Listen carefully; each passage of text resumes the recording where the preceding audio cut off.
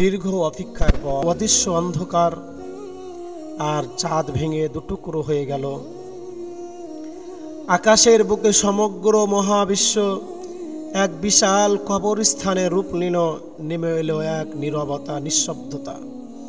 সব কিছু সম্পূর্ণ অন্ধকার, সব কিছু মৃত্যুর কোলে ঢলে পড়েছে, সব কিছু আচ্ছাদিত হয়ে গেল। শুধু আল্লাহ তাআলাই আমাদের অবশিষ্ট রইলেন। ঘোষণা হলো কার জন্য রাজত্ব, কিন্তু কেউ উত্তর দিল না। কতক্ষণ স্থায়ী হলো এই ভয়াবহ নীরবতা? 40 বছর নাকি 40 দিন নাকি 40 ঘন্টা, কেউ তা জানে না। কারণ আল্লাহই জানেন এই অপেক্ষার দীর্ঘ কত দূর যাবে। মৃত্যুরা মিশে গেছে মাটির সঙ্গে, হাড়গুলো মিশে গেছে ধুলার সঙ্গে, চুলগুলো পচে গেছে, নখেরও কোনো অস্তিত্ব নেই। আত্মাগুলো এখন অপেক্ষায় আছে বারজাখের জিন্দেগিতে। তারা অপেক্ষা করছে কার জন্যে কবরে ভয়াবহতা, কার জন্যে কবরে নিয়াম সিনা, তারপর মাথার হাড়গুলো একের সঙ্গে লেগে গেল, হাড়ের সঙ্গে চামড়াগুলো লেগে গেল, মাথাতে চুলগুলো গজিয়ে গেল, চোখের জায়গায় চোখ গেল বসে, জায়গায় প্রতিটি মানুষ দাঁড়িয়ে গেল, একে একে লাইন ধরে ধুলো মাটিতে মেশানো। অবাক হস্তম্ভ, ভয়ে শরীরে কাঁপুনি। তারা সকলে চিন্তাতে তারা জিজ্ঞাসা করলো, কে আমাদের ঘুম ভাঙালো? তারপরে তারা মনে করলো সেই ভয়াবহ সত্যতার কথা। তারা বলতে লাগলো, হায় আফসোস, নবীগণ সত্য বলেছিলেন, এটাই সেই প্রতিশ্রুতি। দয়াময় আল্লাহ তাআলা যেটা দিয়েছেন সেই চিৎকার ছড়িয়ে পড়ল চারিদিকে, প্রতিধ্বনি হলো অর্থনাদ। কিন্তু এখন অনেক দেরি হয়ে গেছে। ভয়ঙ্কর দৃশ্য। সব জায়গায় তারা সকলেই পালানোর জায়গা খুঁজছে, কিন্তু তা নেই, কিন্তু লুকানোর জায়গাও নেই। দূর থেকে ভেসে আসছে কণ্ঠস্বর। ফারিস্তাগণ বললেন, লাইন হয়ে দাঁড়াও, সবাই হাসরের ময়দানে যাওয়ার জন্যে। এই আওয়াজ শুনে মানুষেরা ভেড়ার পালের মতো লাইনের পালবদ্ধভাবে কাঁদতে কাঁদতে হাঁটতে শ্বাস আটকে যাচ্ছে। হৃৎপিণ্ড দ্রুত কাঁপতে শুরু করেছে। তারা ফিসফিস করে বলছে, ইয়া রব্বি, ইয়া রব্বি। কিন্তু এখন অনেক দেরি হয়ে গেছে। যখন সুযোগ ছিল দুনিয়ায়, তখন তোমরা নামাজ পড়োনি, তখন আল্লাহকে তোমরা ডাকোনি। এখন ডেকে কি হবে? এখন মনে পড়ছে, কিন্তু অনেক দেরি হয়ে গেছে। এদিকে হাসরের ময়দান, পৃথিবীর মতো বড় বড় কোটি কোটি মানুষ, অসংখ্য প্রাণ একত্রে, আদম আলাইহিস সালাম থেকে শেষ নবজাতক পর্যন্ত সবাই এখানে উপস্থিত। অসংখ্য ভিড়, শ্বাস নেবার জায়গা নেই, চলাফেরার জায়গা নেই। মানুষ একে অপরকে চেপে ধরছে। সূর্য কাছে আনা হইয়াছে ঠিক মাথার উপরে। শুধু 1 মাইল দূরে কি অসহ্য তাপ, শরীর থেকে ঘাম ঝরছে অবিরত। কেউ তার পায়ের গিট পর্যন্ত ডুবে রয়েছে, তারা সামান্য পাপী। কেউ হাঁটু পর্যন্ত ডুবে রয়েছে, এরা মাঝারি পাপী। কেউ কোমর পর্যন্ত ডুবে রয়েছে, এরা অনেক পাপী। কেউ গলা পর্যন্ত ডুবে রয়েছে, এরা মারাত্মক পাপী। কেউ ঘামে রয়েছে, কেউ ঘামের মধ্যে মুখ নাক ডুবে আছে। এরা সব থেকে বড় মারাত্মক পাপী। সবাই চাইছে আমাদের আজ মৃত্যু হয়ে যাক, কিন্তু মৃত্যু তো আর নেই, শুধু রয়েছে শাস্তি আর শাস্তি। সময় অতিবাহিত হয়ে যাচ্ছে, বছরের পর বছর কেটে যায়, তবুও তারা দাঁড়িয়ে হাসরের ময়দানে হাজার বছর দাঁড়িয়ে রয়। 2000 বছর গেল, 3000 বছর গেল, 5000 বছর গেল, 10,000 বছর গেল, এইভাবে 50,000 বছর চলে গেল। তবুও তার অপেক্ষায় তারা কাঁদছে। ইয়া রব্বি, ইয়া রব্বি, আমাদের বিচার করেন, আমাদের বিচার শুরু করেন। এখন এই অপেক্ষার শাস্তির যে কঠিন, আমাদেরকে জাহান্নামে নিক্ষেপ করো, কিন্তু বিচার আমাদের শুরু করো, তবু আমাদের অপেক্ষা শেষ করো, আমরা আর পারছি না। কিন্তু আল্লাহ জানো নেই, ন্যায় বিচারক তাদেরকে অপেক্ষায় রাখলেন, কারণ তারা দুনিয়ায় সময়কে তারা অপেক্ষায় রেখেছিল, তারা সালাত বিলম্বন করেছিল, তওবা তারা পিছিয়ে দিয়েছিল।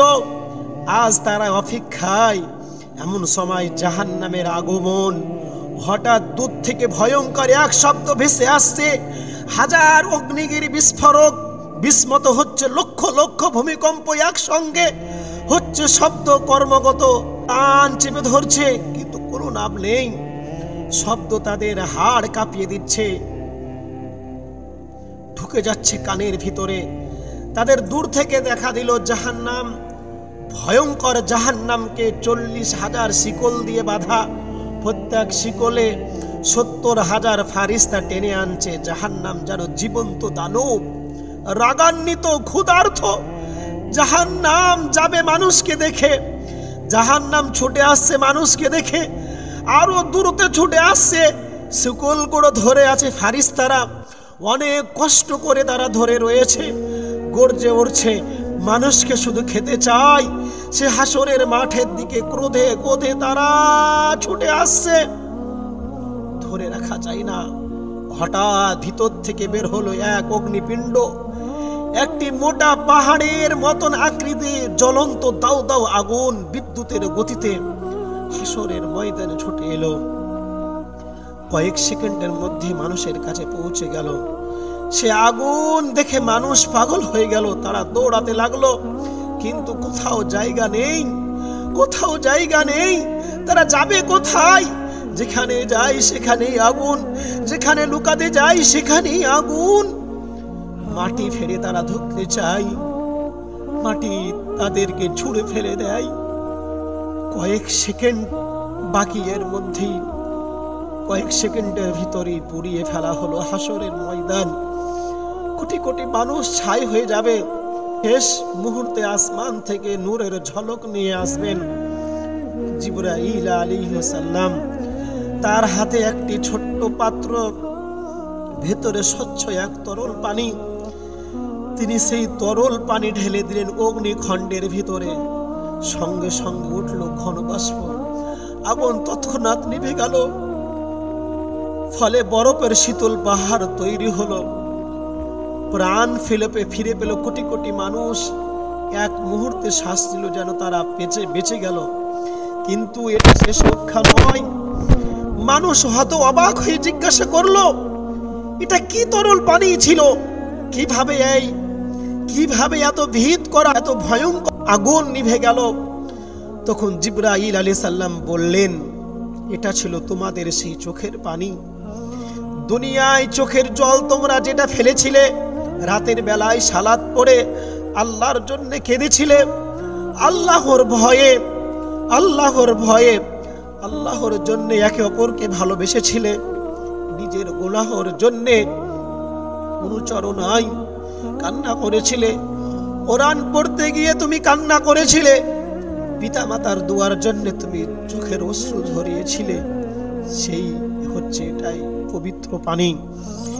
এগুলো এই আগুন নিভিয়ে দিয়ে তোমাদেরকে রক্ষা করেছে, কিন্তু তা কেবল অল্প সময়ের জন্য।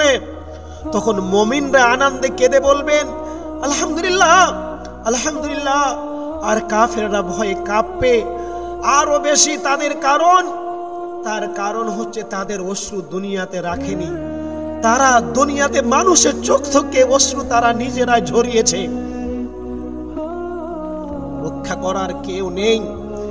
নাম ধরে ধরে একে একে মানুষকে ডাকা হবে হিসাবের জন্য। সময় এসে গেল, নাম ধরে ডাকা হচ্ছে, একে অপরের নাম ধরে ডাকা হবে। সে কাঁপতে কাঁপতে আল্লাহর সামনে ভয়ে হৃৎপিণ্ড ফেটে যায়, শ্বাস বন্ধ হয়ে যায়। আসে মহান আল্লাহ তাআলা, তার হাতে হিসাবের সেই বই, সেই আমল নামা। এটাই হচ্ছে জীবনের এটাই হচ্ছে জীবনের চূড়ান্ত সিদ্ধান্ত, সেই আমলনামা, যাতে সব কিছু তোমার জীবনের কর্ম, জীবনের ফল লেখা রয়েছে। সেই আমলনামা, সেই সৎকর্ম, যার আমলনামা দেওয়া হবে ডান হাতে, সামনে থেকে তাকে দেওয়া হবে, যে সৎকর্ম করেছে তাকে দেওয়া হবে ডান হাতে, আর যাকে বাম হাতে আমলনামা দেওয়া হবে তাকে পিছন থেকে দেওয়া হবে। ডান হাতে আমলনামা পাওয়া ব্যক্তিগুলো বলবে, আনন্দে বলবে, দেখো আমার আমলনামা পড়ে দেখো, তোমরা আমার আমলনামা পড়ে দেখো, আমি নিশ্চিত ছিলাম যে আল্লাহ তাআলার কাছে আমাকে হিসাব দিতে হবে। আর যাদের আমলনামা বাম হাতে দেওয়া হবে সে চিৎকার করে বলবে, হায় আফসোস, যদি আমাকে এই বইটা না দেওয়া হতো, যদি আমার হিসাব হতো না, তখন মানুষ ভয়ে হতাশ হয়ে আল্লাহর সামনে সেই সময় ও মিথ্যা কথা তারা বলবে, ইয়া রব, আমি এগুলো কিছু করিনি, এগুলো আমি জানতাম না, আমি নির্দোষ, ইয়া রব, এটা ছিল সাজানো। তখন আল্লাহ তাআলা বলবে, মিথ্যা কথা বলো না, তোমরা সত্য লুকাতে তোমরা পারবে না, তোমরা যা করেছো সব কিছু লেখা আছে তোমার হাতে যেটা আছে।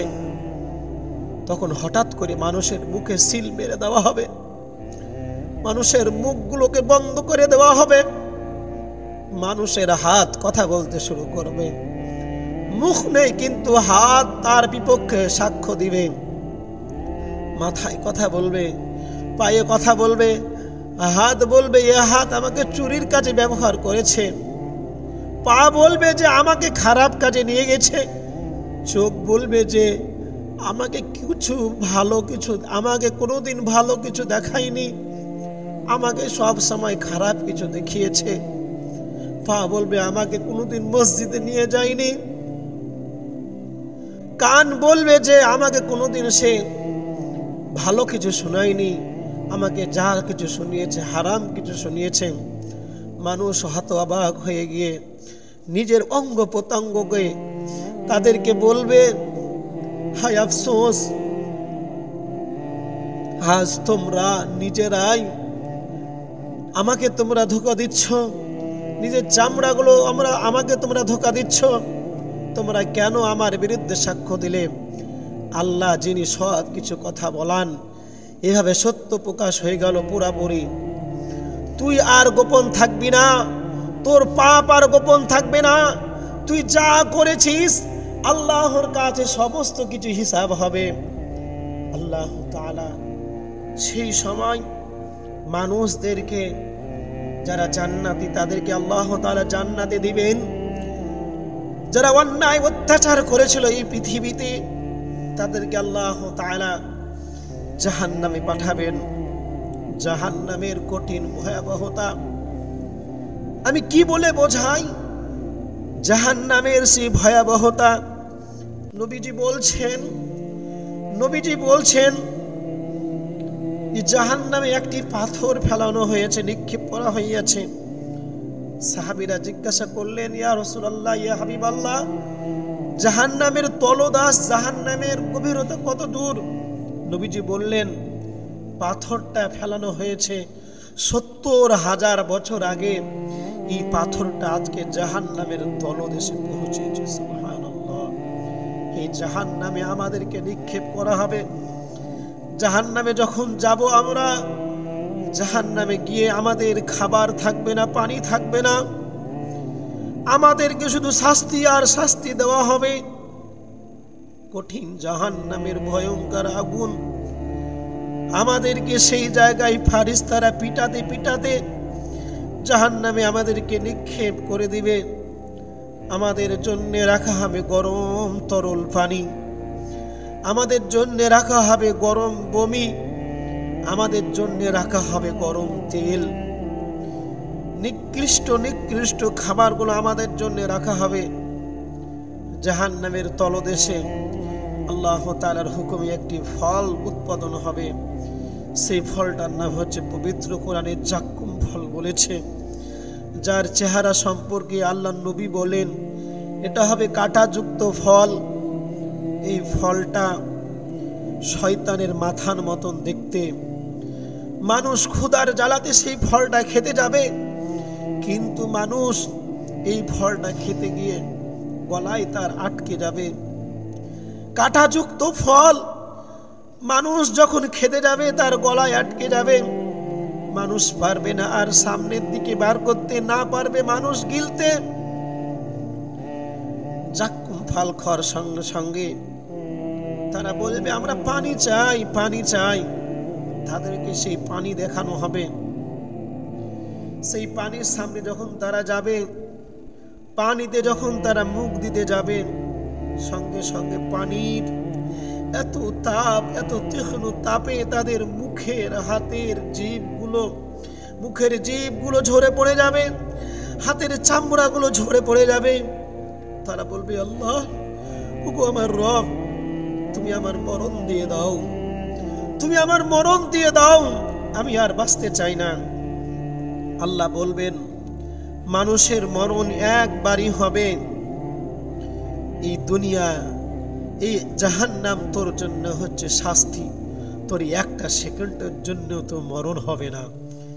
সে জাহান্নামবাসীগুলো বলবে আল্লাহ, মৃত্যু তো হবে না আল্লাহ, ওগো আল্লাহ, ওগো আমার রব, তুমি জাহান্নামের আযাবটাকে আমাদের জন্য হালকা করে দাও।